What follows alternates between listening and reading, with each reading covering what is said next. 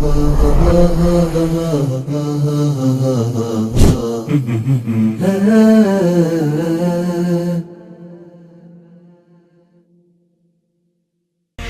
العلا سيروا شباب الأمة، وتكاتفوا ليلوح فجر أجمل، وتسابقوا للمكرمة وحلقوا بسمائها طرا وخيرا أمنوا. بسم الله الرحمن الرحيم. الحمد لله رب العالمين، وأصلي وأسلم على الهادي المبعوث رحمة للعالمين نبينا محمد وعلى آله وصحبه الغر الميامين. أهلا ثم أهلا ثم أهلا بكم مشاهدينا الكرام في أسبوع جديد وحلقة جديدة من برنامجكم الأسبوعي، برنامج ساعة شباب. بداية وقبل كل شيء دعونا نرحب بالمذيع المتألق سعادة المهندس عبد الرحمن برهان أبو تركي. حياك الله. حياك الله أبو صقر، وحيا الله مشاهدينا الكرام في كل مكان. نحييكم ونرحب بكم دائما وأبدا، ونذكركم بأنه يمكنكم التواصل معنا عبر الأرقام الظاهرة أمامكم على الشاشة، وأيضا عبر صفحاتنا في الفيسبوك وقناتنا في اليوتيوب. الحلقات السابقة أبو صقر كان في مشاركات جميلة، خصوصا في يعني فقرة سبورتس، ويعني ننوه أن الباب المشاركة يعني متاح في جميع فقرات هذا البرنامج. وبالحديث عن الفقرات نعود يعني نبدأ معكم بالفقرة الأولى وجلسة سمر.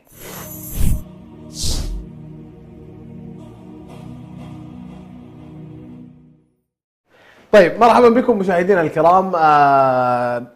الآن الفقرة هي فقرة جلسة سمر.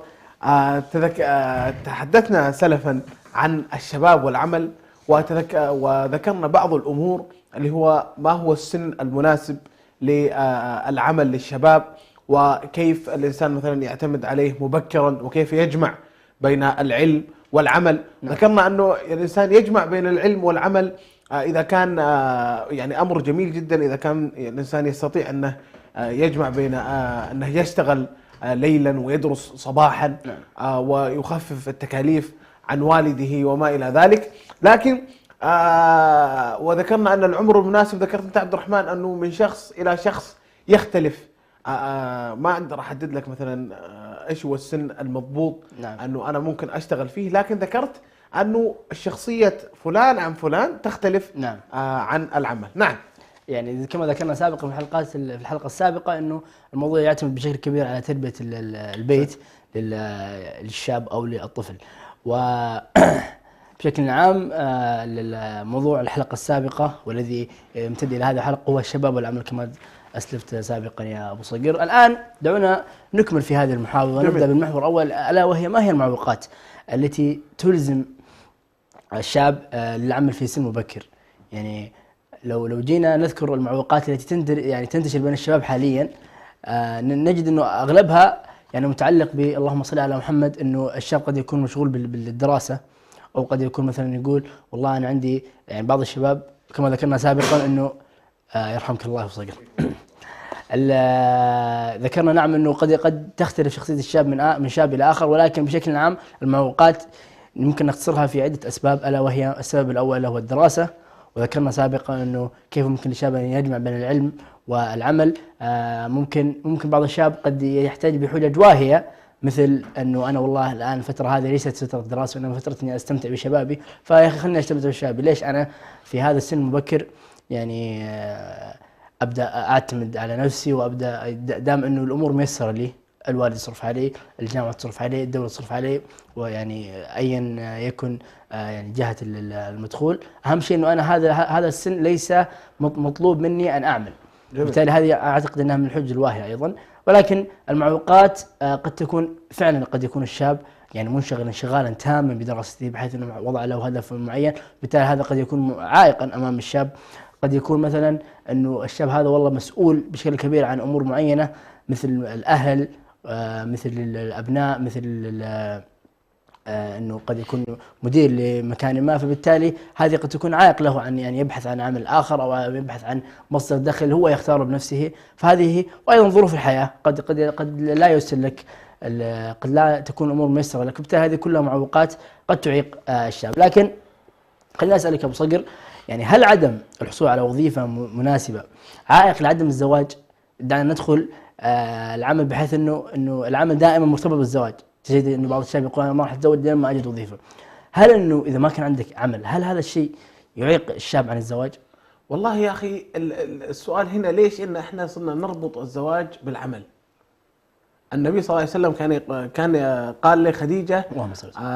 والله يا اخي انا مش حافظ النص، لكن يقول تزوجتك فاغناني الله بك. المقصد انها جت برزقها. جميل. البعض يخاف انه يقول لك والله يا اخي انا بتزوج بنت الناس، ولكن والله مدخولي ضيق صراحه، انا خوفي انها يعني اتورط معاها ما معاها ما اجل كذا. انت بتقعد تنتظر الى ان يصل مثلا عمرك 50 60 سنه، متى ما فتح الله عليك ثم تتزوج. ما هو منطق. لكن الانسان هو يتوكل على الله اولا وقبل كل شيء، ثم هي تاتي برزقها. مثلا دخلك انت 2000 ونص ولا ايا كان هذا، تتزوج وهي تجي برزقها، كما قال النبي صلى الله عليه وسلم تزوجتك فاغناني الله بك. تزوجها فالله عز وجل اغناها يوم تزوج خديجه رضي الله عنها، اغناها الله بها. ولكن السؤال هنا يقول هل النبي صلى الله عليه وسلم عندما تزوجها ما كان يملك وظيفه او كان لديه مصدر دخل؟ هو كان عنده انا والله صراحه ما اعرف، لكن المقصد انه بزواجه لخديجه رضي الله عنها تيسر الامر. جميل جميل. نعم، وضحت الفكره. وانا اعتقد ايضا انه هذا الامر ضروري جدا، يعني لا يعني المخرج يقول عقبالك يا ابو صقر، عقبال السمعين ان شاء الله. عندنا لانه اهم سبب من اسباب الاقدام على الزواج هو انك تؤمن مصدر دخل، على الاقل مصدر دخل لنفسك انت.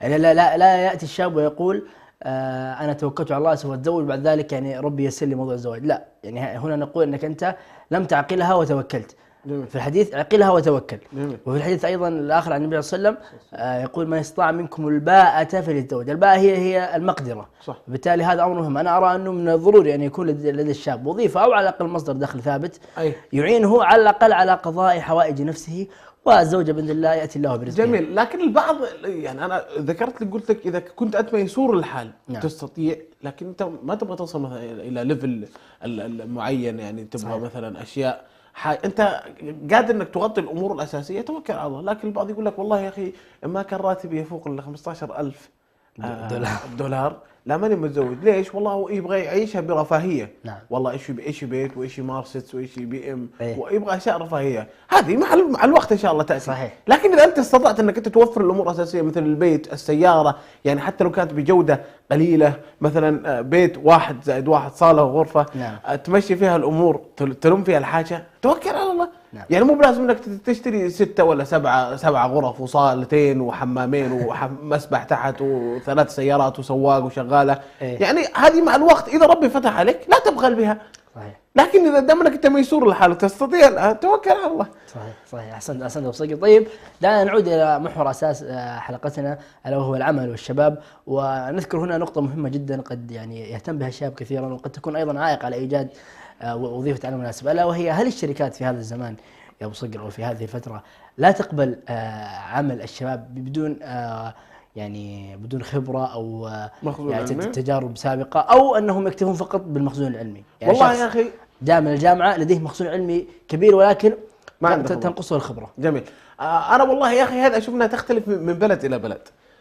يعني في بعض البلدان يقول لك لا والله انا ابغى استثمر في الشباب، والله لو معاه شهاده ثانويه انا ابغى استثمر في الشباب لانهم الان يجيك عندهم طاقه، فانا استثمر هذه الطاقه بالخبره والتعلم، خلاص القاه ابغاه في العمل وابغاه مدري ايش وما الى ذلك. الدول الثانيه تقول لك لا والله انت ما عندك لا شهاده لا خبره، لا والله ما احتاجك انا، خلاص يبدا البطاله ترتفع. نعم. جميل. فمن دوله الى دوله تختلف. لكن حدثني عن ابو صقر. انا مثلا لو عندي شركه لن ارد يعني اللي يقدم لي على وظيفه كان شاب ساستقبله واوظفه، لكن في امور بسيطه. يعني مثلا ما حجي مثلا اعطي شاب اعطيه مثلا مساله الاداره، ما اعطيه مثلا مساله يعني امور حساسه واخليه مستشار مثلا لرئيس مجلس الاداره، مثلا مسؤول قسم الاتش ار او ما الى ذلك. لا، بخليه مثلا في الامور البسيطه اللي تحت، يتدرب مع الوقت يكون مدير عام، مستشار لرئيس مجلس الإدارة، لكن مع الوقت فلذلك أنا لا أرد الشباب. ماذا عنك يا أبو تركي؟ انا ارى والله انا اختلف معك بصراحه في نقطه معينه، الا وهي انه ممكن يعني انت توظف، يعني دام انت وظفت الشاب ممكن انت تزرع فيه حب المسؤوليه او تجعله يتحمل بعض المسؤوليات رجاء وهدفا في ان يقود هذا الشاب مثلا هذه الشركه، او يقود مثلا قسم معين. جميل. بحيث انه الشاب، وهذا يعني ممكن نعطيها نمثل فيها ايضا في كره القدم، انه غالبا ما تجد بعض الشباب يتحمل مسؤوليه كبيره داخل الملعب. فبالتالي هذا الشاب عندما ينضج في سن مبكرة يعطيك أكثر من الرجل الكبير الذي يعني صاحب خبرة، والذي قد يعني مثلا ينتهي به الأمر أنه والله ممكن يتقاعد أو يعني يسأم من هذا العمل أو يجد له يعني سلك مختلف تماما. فبالتالي أنا أعتقد أنه يعني أنا أتفق معك في وجهة نظر أنه يعني وظفوا الشباب، يعني اهتموا بهم. وغالبا ما تجد في بعض المدراء، وأنا أعتقد أنه الموضوع هذا يختلف وجهات نظر للمدراء، وبعض المدراء يقول لك لا والله انا استثمر في اصحاب الخبره حتى يختصرون علي كثير من الوقت. بعض المدراء ايضا يقولون لا والله انا استثمر في الشباب بحيث ان انا ادربهم ثم يكون يعني ولاءهم بعد الله لهذه الشركه او لي انا كرئيس مجلس اداره او كصاحب شركه. فبالتالي انا هذه اعتقد انها تخطيط استراتيجي على المدى البعيد. لا ايضا انا يعني كصاحب شركه، انت بتجيب موظف منذ الصغر شاب، يعني في البعض تلقى الدراسه ما هو طريق له، يعني نعم. يعني تلقى يقول لك انا بخلص ثانوي والله مالي في الجامعه صراحه، فتلقى انه عنده طاقه وعنده عمل يبغى يعمل فانت تدخله حبه حبه، صح، تمسكه حبه طبعًا حبه حبه طبعًا. حبه الى ما ياخذ الخبره من عندك وانت تستفيد، لانك انت الموظف هذا سيسأل عن وقته، فأنت ساعدته أنه هو وقته استغله في عمل، صح. يطلع منه فلوس، يساعد في أهله، يتزوج، يعين أهله، يفتح بيت. فأنت كصاحب شركة لك أجر كبير في أنك عاونت هذا الشخص في حل بعض القضايا. جميل جدا. طيب دعنا نختم بهذا المحور ونقول ما هو الأنسب للشاب، الوظيفة أم التجارة؟ يعني مثلا عندما يقول 9 أعشار رزقي في التجارة، عندما يقرأ الشاب في سير الناجحين يعني تجد أنه في بعض القصص قد تكون فيها مبالغة، ولكن هناك يعني قصص يعني تذكر في ساحة شاب أنه والله فلان الفلاني لم يقبل في وظيفة معينة وقرر أنه يتاجر، فدخل بمبلغ ثم خسر، ثم دخل بمبلغ آخر ثم خسر، ثم إلى أن تدرج وأصبح يعني يملك شركات عالمية وكبرى. هل هذه القصص يجب على الشاب أن يأخذها قاعدة أساسية في حياته، بحيث أنه لا يقول والله أنا منذ بداية عمري سوف أدخل في التجارة حتى يعني أصبح مثل هؤلاء، أو يعني وجهة نظر الأخرى تقول أنه لا والله أنا أؤمن نفسي بوظيفة براتب قد يزيد بشكل سنوي، وعلى الأقل يكون هذا الدخل ثابت بحيث أن أنا أستقر وتستقر معها جميع أموري، وأبدأ يعني أنظر في الأمور الأخرى مثل الزواج، مثل الصرف على الأبناء وما إلى ذلك. ما رأيك؟ والله أنا في وجهة نظري إذا الشاب تمكن من سن الشباب أنه يستقل بتجارته الخاصة فنعم بها وأكرم، لأنك أنت بتكون في شركة، تكون موظف، تكون مأسور، فوقك مدير، فوق المدير رئيس مجلس الإدارة، فتصير أنت يعني لسه يعني مقفل عليك من جميع النواحي. أنت فوقك، أنت قاعد تمشي، هذه لستة الأوامر اللي عندك، هذه الأمور اللي تسويها 1 2 3 4، فتصير لحد الحين مقفل. أما إذا أنت استطعت أنك أنت منذ في سن الشباب أنك أنت يعني تبدأ بشركتك وتقودها بنفسك، ويكون معك رجال خبرات، وتكون الشركة ماشية في الطريق المستقيم، فأنت يعني وصلت مبتغى مفروض أنك تصله إلى يعني 20 سنة قدام. جميل. فجاك منذ الشباب. فإذا أنا أقول إن الإنسان إذا استطاع منذ الصغر أنه يبدأ في التجارة ويسلك فيها أحسن من أنه يتوظف. صحيح. يعني أنا أشوف أيضا أنه هذا أمر يعني منطقي، كون أن الشاب يعني يلتفت إلى التجارة كونها يعني أكثر يعني خلينا نقول أكثر حرية وأكثر إخراجا لطاقة الشاب الحقيقية، يعني من الوظيفة التي تأثرك في مهام معينة ويعني قيود معينة. نعم.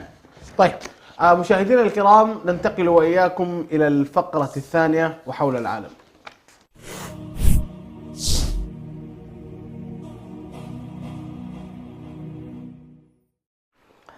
حياكم الله من جديد في هذه الفقرة الثانية وحول العالم. أبو صقر، عندنا اليوم دولة يعني دولة هي أشهر من نار على علم، وعندما يذكر أمران مهمان تذكر هذه الدولة، الأمران هما كرة القدم تأتي بالمرتبة الأولى، وأيضا بالمرتبة الأولى بجانبها مباشرة تأتي القهوة. والحديث هنا عن دولة البرازيل.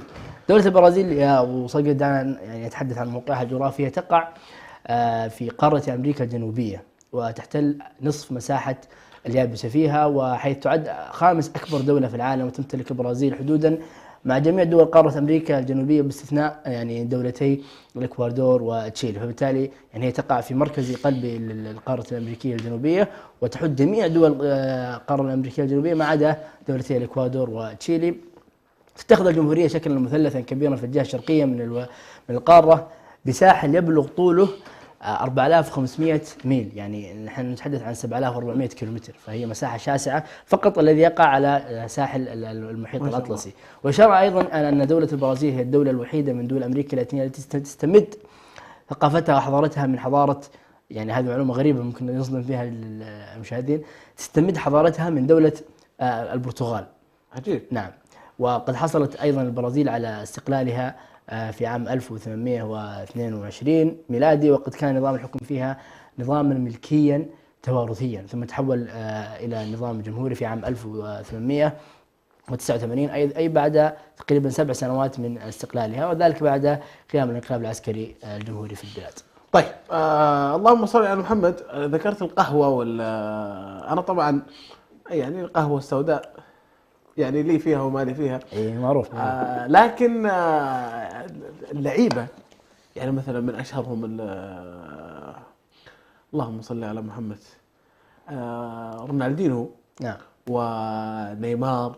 يعني أنت جت سبحان الله أول أصلا تشوف لاعب متعاقد مع فريقك الشخصي، تشوف البرازيلي خلاص يعني تستانس، تحس انه من جد ما شاء الله متمكن جدا. اي نعم. ماذا عن القهوة عبد الرحمن؟ تشرب القهوة كثير. اي نعم، ما يحتاج. القهوة يعني هي أماكنها معروفة. عندنا نتحدث عن اليمن في صناعة القهوة، نتحدث عن الحبشة تحديدا هنا إريتريا وأثيوبيا، والأثيوبية تحديدا، ثم نتحدث أيضا عن جنوب القارة الأمريكية، لأنه هذه الدول التي تقع على خط الاستواء هي من دول يعني التي يعني الأرض فيها تكون خصبة لزراعة حبوب القهوة. نتحدث هنا عن كولومبيا، نتحدث عن الأرجنتين، نتحدث عن البرازيل، نتحدث عن غواتيمالا. هذه كلها دول يعني اشتهرت بصناعة القهوة، فبالتالي أصبحت من أكبر الدول في تصنيع القهوة وحبوب القهوة. ماذا تفضل عبد الرحمن؟ القهوة إيش؟ والله أنا صراحة أميل، وإن كنت من إريتريا، ولكن أنا أميل صراحة إلى قهوة الجنوب، يعني جنوب القارة الأمريكية، وتحديدا قهوة غواتيمالا. يعني أعتقد الكثير لا يعرفها، ولكن هي من أجمل أنواع القهوة وأجودها، كونها يعني لهب مرة ولهب خفيفة، بحيث أنك ما تحس أنك تشرب قهوة، لا يعني تشعر أنها متوسطة وجاية موزونة، وفي النهاية الناس فيما يعشقون لكن مذاهبه. زعلتني.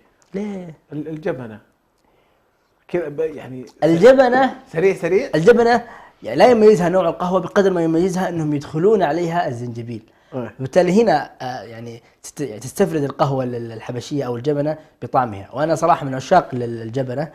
حليب ولا بدون؟ لا، كيف أنت إدخال الحليب على القهوة قد يعني يعتبره البعض أنه يفسد من طعم القهوة. أنا صراحة من متعصبين الأصحاب. من الظلم يعني ولا؟ لا، من الظلم. أنا أعتقد أنك أنت ما تتذوق طعم القهوة الحقيقي إلا إن كانت إضافة الحليب فيها بشكل بسيط، بشكل موزون، وهذا تختلف. يعني عشاق القهوة يعرفون ذلك.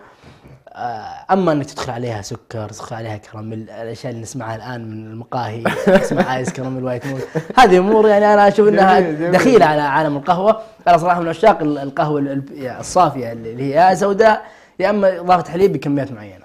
والله قديم في عالم القهوة. لا أنا ممكن إحنا والله نتكلم عن القهوة في حلقة ما. لا خلاص، أفصل لك تفصيل دقيق فيها. عندنا خبير يا سعادة المخرج، نحتاج حلقة خاصة كذا عن القهوة. طيب، نعم. دعنا نتكلم عن العلم البرازيلي. البعض ترى ما يعني له تفسير معين، يقول لك مستطيل أخضر يتوسطه معين أصفر بداخله دائرة زرقاء تحتوي على شريط أبيض. الشريط الأبيض هذا عليه عبارة بالبرازيلي نعم. معناها النظام والتقدم، يعني الدولة فيها نظام ومتقدمة بلون أخضر. بالإضافة إلى العلم لو تلاحظ فيه 27 نجمة. إيش الحكمة؟ عجيب. أي العلم فيه 27 نجمة بيضاء داخل الدائرة. مو انا صراحه ما لاحظت الملاحظه، يعني اول مره اسمع المعلومه دي الا من الاعداد. ما أنا قلت لك العلم يبغى له تفصيل عشان إيه. يعني له معنى ما شاء الله. أي 27 نجمة بيضاء داخل الدائرة ترمز إلى إيش؟ إلى 26 ولاية برازيلية في دولة البرازيل. عندهم 27 ولاية، فذاك العلم لو تلاحظ فيه 26 عفوا 26 نجمة تدل على أن عندنا 26 ولاية. ذا الشيء. جميل جميل جميل. انا صراحه اعشق الاعلام الدول التي يكون لها معنى معين. تفاصيل البعض ترى يشوفها بس ما يعني ما يلاحظ. يعني هي من بعيد تشوفها اصفر اخضر من داخل ازرق، يعني من نشوف هذا العلم نتذكر كاس العالم ونتذكر لا ايضا البعض يشوف ال 26 نجمه يحسبها ديزاين. ايه ديزاين ما لكن لازم تبحث عن وراء الحكمه في وضع الامور. ما شاء الله تبارك الله. لا اعداد رائع، وهذه معلومه صراحه جديده يعني. الله جميل. طيب لو سالتك ابو صقر، هذه المنطقه من اول من سكنها؟ منطقه البرازيل هنا ايضا قد تصدم، وان كانت يعني قد تكون معروفه لدى البعض، ولكن اول من سكن البرازيل قبل اكثر من 10,000 سنه هم الهنود، واستقروا حينها في ساحل المحيط الأطلسي وأيضا أطراف الأنهار، وعلى شكل قبائل بدائية ليس لها أي سجلات تاريخية، حتى كما ذكرنا في بداية هذه الحلقة حتى وصول البرتغاليين في عام 1500 ميلادي، واستعمروا تلك المنطقة إلى عام 1882 حين استقلت جمهورية البرازيل عن استقلال يعني وصول البرتغاليين. طيب لدينا أيضا هنا معلومة مهمة، أنه تم تأسيس أول مستوطنة برتغالية دائمة في مقاطعة ساو فينستي عام 1532.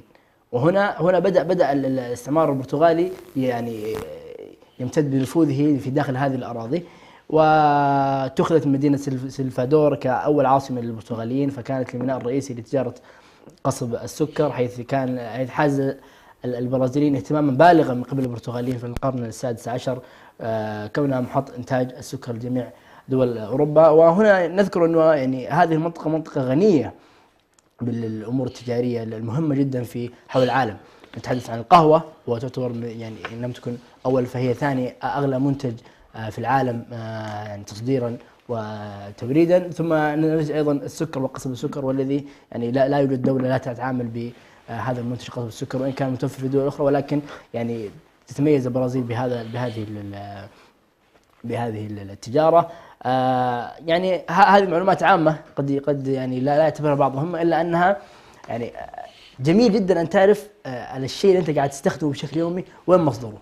كما ذكرنا عندك قصب السكر، عندك القهوة، عندك عدد من المحاصيل الزراعية الكبيرة التي موجودة في هذه المنطقة، فبالتالي جميل جدا انك انت تعرف انت وش قاعد تشرب وش قاعد تاكل. هذه كلها امور يعني ممكن تقطع مئات الالاف الكيلومترات وقارات شاسعة حتى يصلك يعني في منتجات، وهذه يعني من تيسير الله عز وجل للبشر انه قصر المسافات بين هذه الدول. طيب يا ابو صقر، ماذا عن منطقة البرازيل جغرافيا؟ حدثنا عنها.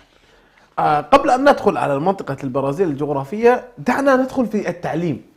جميل. التعليم في البرازيل يا اخي، قرأت معلومة جميلة وانا قاعد بشوف انت ما شاء الله استرسلت في القضية. فالتعليم في البرازيل يقول لك تتولى كل من الحكومة الفيدرالية والولايات والمقاطعات الاتحادية والبلديات نعم. رعاية قطاع التعليم الخاص فيها، كما تسعى الحكومة البرازيلية إلى دعم التعليم من خلال نص قانون الدستور الذي يأمر بتخصيص ما نسبته 25% من ضرائب الولايات والبلدية، بالإضافة إلى 18% من ضرائب الفيدرالية للتعليم.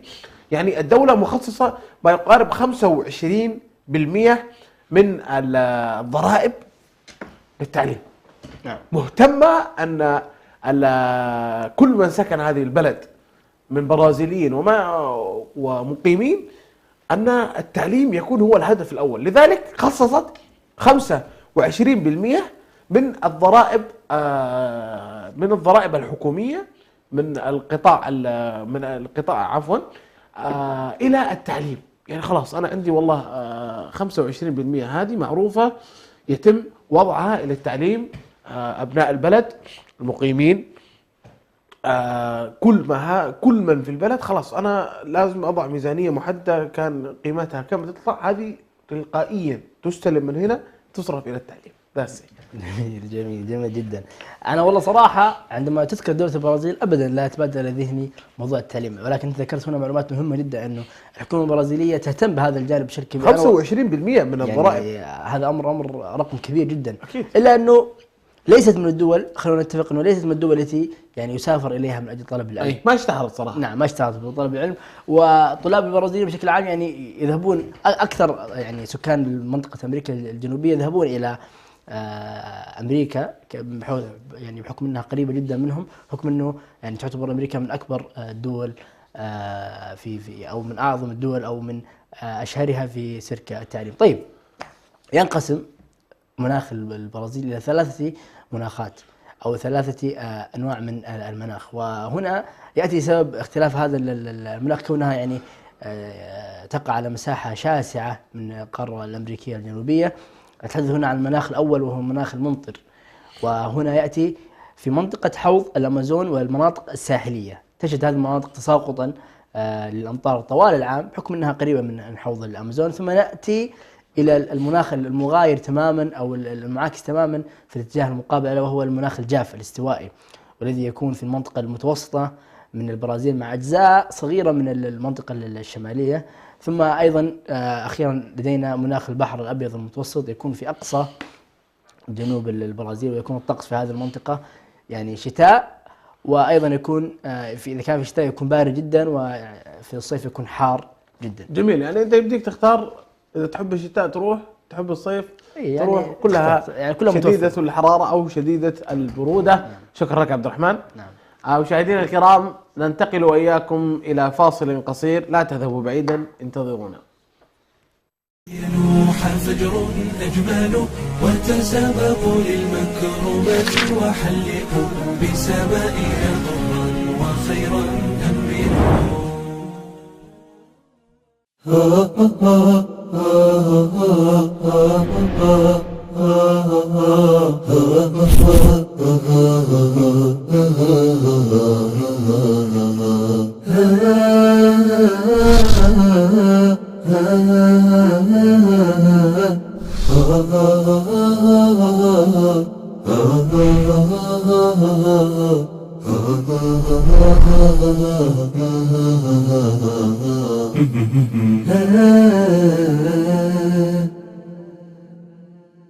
يا معاشر المؤمنين، التوجيه النبوي لكم أنتم أيها الشعوب المعنيون بهذا. فأين القلوب المؤمنة التي تطاطئ رأسها لله سبحانه وتعالى وتتسابق في أوامر الله من الحجاب والعفة والصلاة والصيام والزكاة؟ هذا الفتى خرج إلى رسول الله صلى الله عليه وسلم صادقا مخلصا مدافعا لهذا الدين.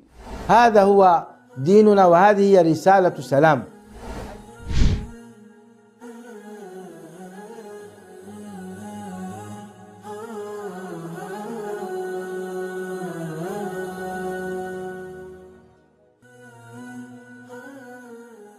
إنا أنزلناه في ليلة القدر. اقرأ باسم ربك الذي خلق، لنسفعا بالناصية والضحى والليل إذا سجى، ما ودعك ربك وما قلى، ألم نشرح لك صدرك، لا أقسم بهذا البلد ووالد وما ولد، وفرعون ذي الأوتاد، وسيجنبها الأشقى، عبس وتولى أن جاءه الأعمى، وما يدريك لعله يزكى.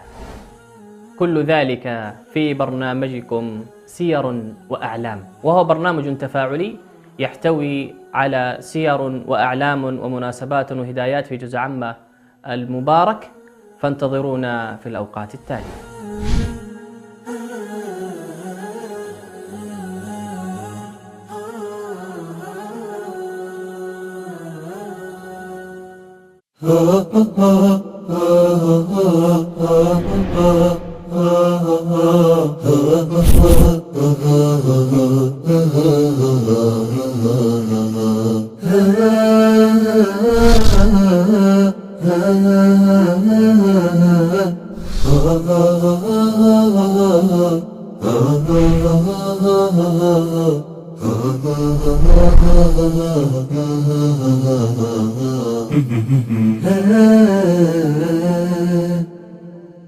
وتسابقوا للمكرمة وحلقوا بسمائها ضرا وخيرا أمنوا.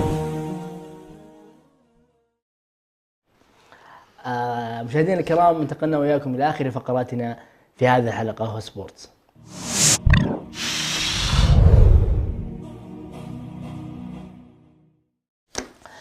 حياكم الله من جديد في هذه الفقرة المحببة لجميع الجماهير، وإن كانت غير محببة في هذه الحلقة إلى حبيبنا أبو صقر. أبو صقر نقول هارد لك، خسارة يعني والله أنا ما أدري إيش أقول لك أبو صقر، خسائر من جميع الجهات. يعني كرة القدم الموسم هذا ما أنصفتك أبدا يا أبو صقر. كرة القدم ظالمة وصلي على ربك. طيب من أنت تبغاني أبدأ؟ والله يا أخي أبدأ لك من نهاية دوري أبطال أوروبا، ولا أبدأ لك من خسارة اتحاد الدوري، ولا أبدأ لك من خسارة الدوري الإنجليزي وفوز مانشستر سيتي باللقب.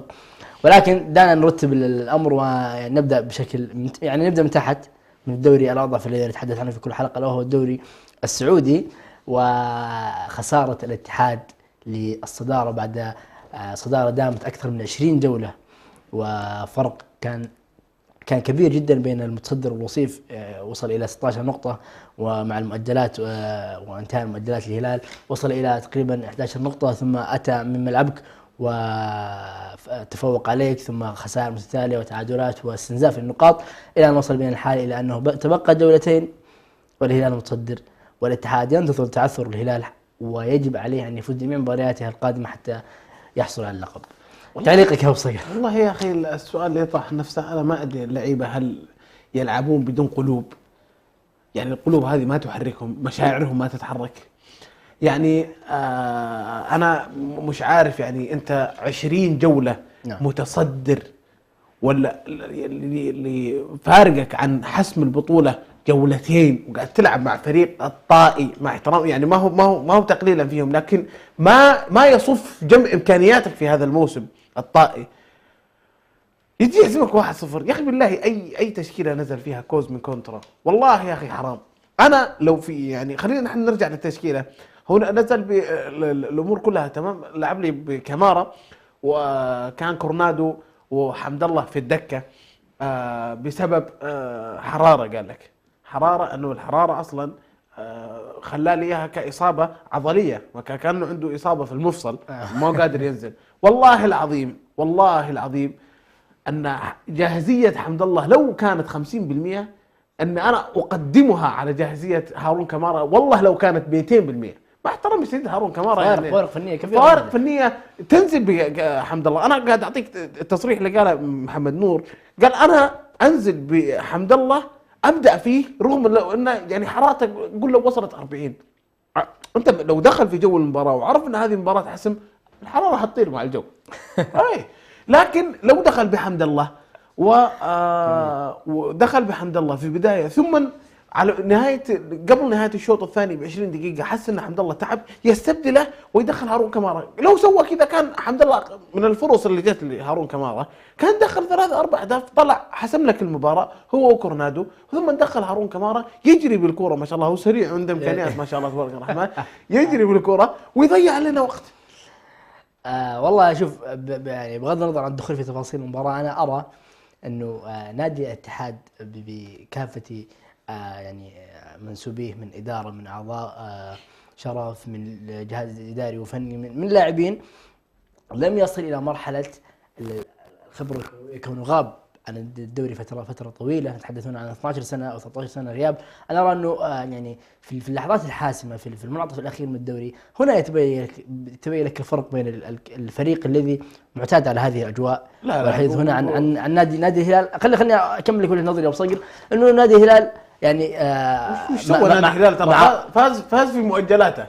صبرك عليه مع انه اللهم صل على محمد، بغض النظر عن الصرف العالي الذي يصرف نادي الهلال، الا انه هذا فريق متكامل. خلينا نكون واضحين، عنده فريق اساسي، عنده فريق دكه، عنده مدرب وعنده استقرار اداري وفني. هذا الفريق الذي يعني يجهز لان يعني يفوز ببطوله كبيره مثل بطوله الدوري السعودي محليا. وانا اتحدث هنا عن الاتحاد الحالي، هو ليس نتاج عمل سنوات طويله، هو نتاج عمل موسم او موسمين او موسمين فقط.